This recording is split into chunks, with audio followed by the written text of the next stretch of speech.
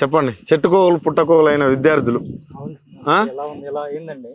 ఏంది ప్రభుత్వం వచ్చిన తర్వాత ఎట్లా అనిపిస్తుంది మీకు? ప్రభుత్వం గురించి కాదా, నోటిఫికేషన్ గురించి ఫస్ట్ మాట్లాడదాం.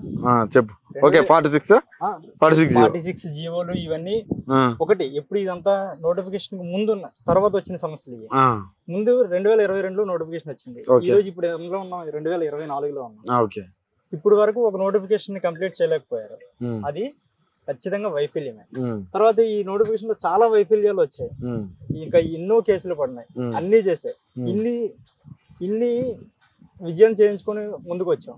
ముందుకు వచ్చిన తర్వాత ఈ రోజున రిజల్ట్ వచ్చిందండి. రిజల్ట్ వచ్చాక మాకు పోయింది ఎప్పుడంటే ఏజ్ కట్ ఆఫ్ లో పోయింది. కానీ దానికన్నా బాధాకరమైన విషయం ఏంటంటే ఈరోజు 3000 నుంచి 4000 పోస్టులు మిగిలిపోయాయని మీరే చెప్తున్నారు, పత్రికా ముఖంగా చెప్తున్నారు. అంటే మీకు మార్క్స్ ఈక్వల్ ఉన్నాయి, ఏజ్ డిఫరెంట్ లో పోయింది మీ జాబ్. పోయిందండి. 7 జిల్లాల్లో ఒకే మార్క్స్ వచ్చి ప్రతి దీంట్లో చూసుకుంటే 2000, 98, 99 ఇలా చూసుకుంటే 7 జిల్లాల్లో మిస్ అయ్యి లాస్ట్ కి ముందున్న జాబ్ ఏంటంటే సేమ్ ఇయర్ 1999 ఆగస్ట్ నాది, ఏప్రిల్ వ్యక్తికి జాబ్ వచ్చింది. అంటే 4 months లో జాబ్ పోయింది. అంటే ఈ రోజు నాకు ఉద్యోగం ఎందుకు రాలేదంటే నేను అర్హత కాదనమాట. కానీ నేను అర్హత లేనప్పుడు, నేను 4 నెలల్లో పోయినప్పుడు అర్హత నాకు లేదంటున్నారు. మరి 4000 పోస్టులు ఎట్లా మిగిలాయి? మరి అందరినీ అర్హత ఉన్న వాళ్ళు తీసుకోవాలి కదా. అంటే ఈ 4000 పోస్టులకి మీకు ఎవరు అర్హత లేదని అర్థం.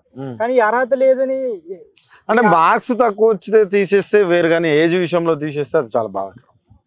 అవునన్నా, అది ఒక రూల్ అవ్వచ్చు. ఇప్పుడు ఒక 2 పోస్టులు ఉన్నాయి. ఆ 2 పోస్టులకి 4 మార్కులు. ఇప్పుడు ఇంకా 4000 మిగిలి ఉన్నాయి. ఇప్పుడు ఆ నలుగురు వచ్చారు, 2 పోస్టులు మాత్రమే ఉన్నాయి. అప్పుడు వాళ్ళిద్దరిలో ఎవరు పెద్దవాళ్ళకి ఇవ్వడం అది రూలే, బానే ఉంది. కానీ ఇంతకు ముందు ఇక్కడ జరగాల్సింది ఏంటంటే అందరూ సెలెక్ట్ అయ్యారు, సర్టిఫికేట్ వెరిఫికేషన్ అన్నారు. ఈ రోజు వార్తల్లో చూస్తున్నాం 10% ఆఫ్ ది బాన్ఫైడ్ సర్టిఫికేట్లు తప్పు పెట్టడం వల్ల ఈ రోజు మళ్ళీ ట్రైనింగ్ సెంటర్ నుంచి బ్యాక్ వచ్చారు. ట్రైనింగ్ సెంటర్ నుంచి బ్యాక్ రావడం ఏంటి? ఆల్రెడీ మీరు సర్టిఫికేట్ వెరిఫికేషన్ చేశారు. మొట్టమొదటి సమస్య ఏంటంటే 1:1 తీసుకున్నారు. ఒక పోస్ట్కి ఒక వ్యక్తిని తీసుకున్నారు. ఒక పోస్ట్కి ఒక వ్యక్తిని ఎలా తీసుకుంటారు మీరు? తీసుకుంటే మళ్ళీ కొంతమంది గ్రూప్స్ జాబ్స్ స్టార్ట్ వెళ్ళిపోతారు. కొంతమంది ఒక పోస్ట్ అంటే రేపు పొద్దున్న ఉద్యోగం ఇచ్చేయాలంటే ఒక పోస్ట్ ఇచ్చు తప్పు లేదు. ఆడు జాయిన్ అవుతాడో అవ్వదు. తర్వాత మెడికల్ ఉంటుంది, సర్టిఫికేట్ వెరిఫికేషన్ ఉంటుంది, ఎస్బీ ఎంక్వైరీ ఉంటుంది, కేసులు అంటారు, ఇవన్నీ ఉంటారు. అంటే సపోజ్ ఒక 1000 పోస్టులు ఉంటే ఆ 1000 పోస్టులు తీసుకుని 500 పోస్టులు మిగిల్చుకుంటున్నారు. దాని అర్థం అంటే ఇప్పుడు మిగిల్చారు కదా. 4000 పోస్టులు ఎందుకు మిగిలినాయి? 4000 పోస్టులు ఎందుకు మిగిలినాయి? 4000 పోస్టులు అర్హత లేని వాళ్ళు ఎవరు మిగలలేదు. ఇప్పుడు ఆ 4000 పోస్టులు అంటే బ్యాక్లాగ్ పోస్టులు ఆగిపోతున్నాయి. ఇప్పుడు బ్యాక్లాగ్ పోస్టులు ఎప్పుడు పడతాయండి? ఒక ట్రైనింగ్ ప్రాసెస్ స్టార్ట్ అయ్యి 6 నెలల్లో 3 నెలల్లో 7 నెలల్లో అయిన తర్వాత ఆ పోస్టుల నుంచి నేను చేయలేను రా బాబు అని వచ్చేసిన వాళ్ళు, లేదా నాకు ఇంతకంటే మంచి ఉద్యోగం వచ్చింది బాబు అని వచ్చేసిన వాళ్ళు, అప్పుడు అది బ్యాక్లాగ్ పడుతుంది. నువ్వు ట్రైనింగ్కే తీసుకోవడం లేదు. కొంతమందిని ట్రైనింగ్ తీసుకోకుండా ట్రైనింగ్ తీసుకోకుంటే మిగిలినాయి. ఇప్పుడు ఈ రోజు ట్రైనింగ్ నుంచి ఇప్పుడు 10% అంటే సుమారు ఒక 100 మందిని అనుకున్నా, 100 మందిని పంపించావు. ట్రైనింగ్ సెంటర్ నుంచి 100 మందిని పంపించావంటే దాని అర్థం ఏంటి? 100 పోస్టులు మిగిల్చుకున్నావు అన్నది. అంటే ఎగ్జాంపుల్ ఒక 1000 పోస్టులు ఉంటే కనీసం ఒక 1500 మందినో 1200 మందిని తీసుకుంటే ఇందులో నుంచి 200 మంది పోయినా అందరూ ఫిల్ అవుతారు. అట్లా తీసుకోవాలనేది మీ ఉద్దేశం. ఎప్పుడైనా 1:2 లేదా 1:3 తీసుకున్నట్లయితే ముందు వాడికి ఏదైనా సమస్య ఉండి, చేయి బాగోపోవచ్చు, కాలు బాగోపోవచ్చు, ఏదైనా బాగోపోతే మెడికల్ ఉంది, తర్వాత ఎస్బీ ఎంక్వైరీ ఉంది, కేసులు ఉన్నాయి, చాలా ఉన్నాయి. లేదా ట్రైనింగ్ వెళ్ళే టైంలో ఫిట్ గా లేకపోవచ్చు ఆ వ్యక్తి, తర్వాత వాడికి అవకాశం వస్తుంది. ఈ రోజు 100 మందిని ఇలా పంపించారు అంటున్నారు. పంపించడం అంటే మీరు సర్టిఫికేట్ వెరిఫికేషన్ చేసే కదా పంపించారు.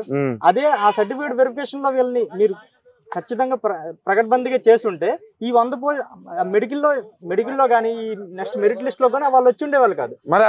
ఉద్దేశం ఏంది అసలు? నెక్స్ట్ వాళ్ళకి అవకాశం ఉండేది. తీసుకోవాలి, నోటిఫికేషన్ వేయాలి, పెద్దగా నోటిఫికేషన్ వేయాలి. అందులో సగం మిగిలితే వాళ్ళకి తెలుసు, ఎలా మిగిల్చుకోవాలో వాళ్ళకి తెలుసు. ఎందుకు మిగిల్చుకోవడం? మిగిల్చుకుంటే నెక్స్ట్ నోటిఫికేషన్ ఇవ్వచ్చు. ఇచ్చిన 5 సంవత్సరాలు ఒకసారి నోటిఫికేషన్ వస్తుంది. ఇక్కడ ఇంతమంది ఈ అడవిలో ఉన్న వాళ్ళందరూ కూడా 5 మార్కులు, 100 మార్కులు లేదా 10 మార్కులు తేడా ఉన్న వాళ్ళు కాదు. 1, 2, 3 మార్కులు తేడాలో ఉన్న వాళ్ళే. వాళ్ళు ఈ నోటిఫికేషన్ పెట్టేటప్పుడే, మెరిట్ లిస్ట్ తయారు చేసేటప్పుడే ఎస్ఐ ఉందండి, ఒక్క పోస్ట్ మిగలలేదు. ఎందుకు మిగలలేదు? ఉద్యోగం ఇచ్చిన ప్రతి ఒక్కరికి నీకు ఈ జాబ్ వచ్చింది, నువ్వు వస్తావా అని అడిగారు. ఎందుకంటే అవి కొద్ది పోస్టులే కదా. కొద్ది పోస్టులు అండి. ఇప్పుడు నెల రోజులు పట్టింది అనుకో, 2 నెలలు తీసుకుంటే టైము, దాని తప్పేముంది? అందరికీ అడగాలి, ఈ విల్లింగ్నెస్ అడగాలి.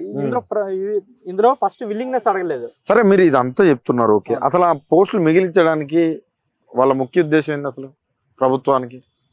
పోస్టులు మిగిల్చడం కంటే నెక్స్ట్ నోటిఫికేషన్ మనకు వస్తాయి. అంతే, మేము ఇచ్చినాం 2 నోటిఫికేషన్లు ఇచ్చినాం అని. ఇప్పటికి కూడా ఇన్ని పోస్టులు మిగిలాయి, దాని గురించి ఎవరు మాట్లాడతలేదు.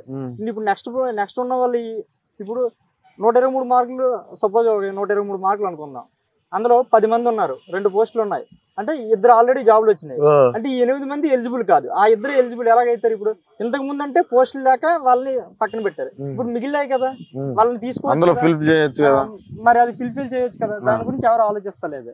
మరి ఇప్పుడు అదే విధంగా మీరు ప్రధానంగా ఇలా ధర్నా చౌక్ వచ్చిర్రు, మరి ధర్నా చౌక్ లో ధర్నా చేపిపోవడం ఇదంతా ఎట్లా చూస్తారు?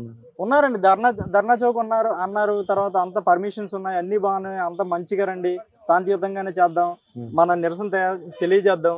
ఇప్పుడు ఎవరు ఒకటి పోయి ఇంతకు ముందు ఏమన్నారు, ఇంకా యాక్చువల్ గా అడిగేది ఏంటంటే ఒక జీవో నెంబర్ 46 గురించి అడిగారు. ఆ జీవో నెంబర్ 46 గురించి వాళ్ళకి చిచ్చు పెట్టే మొదలు పెట్టి, అంటే మీ పోస్టులు వాళ్ళకి ఇవ్వాలంటే అన్ని ఒక మిస్అండర్స్టాండింగ్ చేశారు. ఇప్పుడు అంతా పోయింది.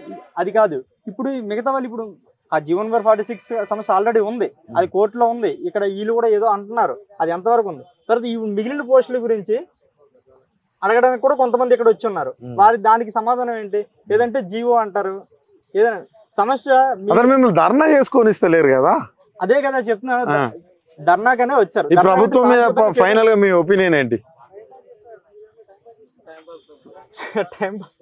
అలానే అనుకోవాలి మరి, ఎందుకంటే ఇప్పుడు ఏదైతే చెప్పున్నారో అది చేయనివ్వట్లేదు, ఏదైతే చెప్పున్నారో అది కనిపించట్లేదు. అది ముందు మరి ఎలక్షన్ టైంలో మరి ఎందుకు ఇలా చేస్తున్నారు అనేది అర్థం కావట్లేదు. ఏమనేది చూడాలి. మరి వచ్చే ఎలక్షన్స్ కూడా వస్తున్నాయి, మీ విద్యార్థుల పాత్ర ఎలా ఉండబోతుంది? విద్యార్థుల పాత్ర ఆల్రెడీ మొన్న ఎలక్షన్ లో చూసారు ఆల్రెడీ. ఇప్పుడు సేమ్ రిపీట్ అవుతుంది అనుకుంటున్నాను మాక్సిమం. ఆల్రెడీ ఇప్పుడు వీళ్ళని తక్కువ అంచనా వేయడానికి అవకాశం లేదు, ఎందుకంటే ఆల్రెడీ ఒక గవర్నమెంట్ పడిపోయి మరో గవర్నమెంట్ వచ్చింది. ఈ గవర్నమెంట్ పడిపోయి మరో గవర్నమెంట్ రావడానికి పెద్ద సమస్య ఏం కాదు, కాకపోతే టైం పడుతుంది అంతే. Okay, thank you.